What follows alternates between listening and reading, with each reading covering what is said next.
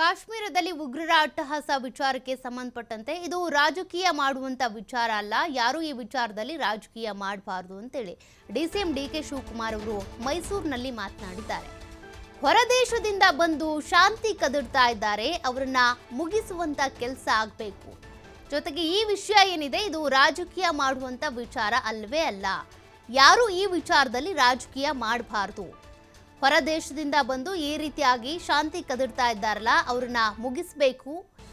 ಕೇಂದ್ರ ಸರ್ಕಾರ ಈಗಾಗಲೇ ಆ ಕೆಲಸ ಮಾಡಿದೆ. ಆ ವಿಚಾರವಾಗಿ ನಮ್ಮ ಸಂಪೂರ್ಣ ಬೆಂಬಲ ಸಹಕಾರ ಕೇಂದ್ರ ಸರ್ಕಾರಕ್ಕೆ ಇರುತ್ತೆ ಅಂತ ಡಿಕೆ ಶಿವಕುಮಾರ್ ಅವರು ಹೇಳಿಕೆ ಕೊಟ್ಟಿರೋದು.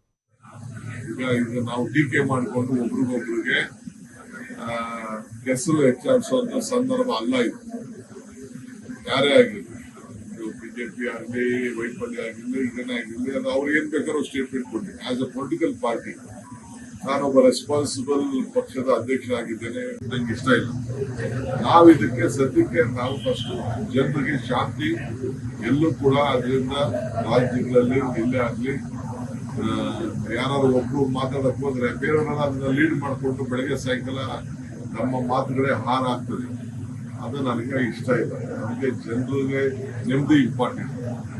ಯಾರೋ ಒಂದಷ್ಟು ಜನ ದುಷ್ಟರು ಮಾಡಿದ್ರು ಅಂತ ಹೇಳಿ ನಾವೆಲ್ಲ ಅದಕ್ಕೆ ಬಲಿಯಾಗಬಾರ್ದು. ಹೊರಗಡೆ ದೇಶದವ್ರು ಬಂದು ನಮ್ಮಲ್ಲಿ ಶಾಂತಿ ಮಾಡ್ತಾರೆ, ಅದಕ್ಕೆ ನಾವು ಜಗಳ ಮಾಡಕ್ಕಾಗ್ತದ? ಅವ್ರನ್ನ ಫಸ್ಟ್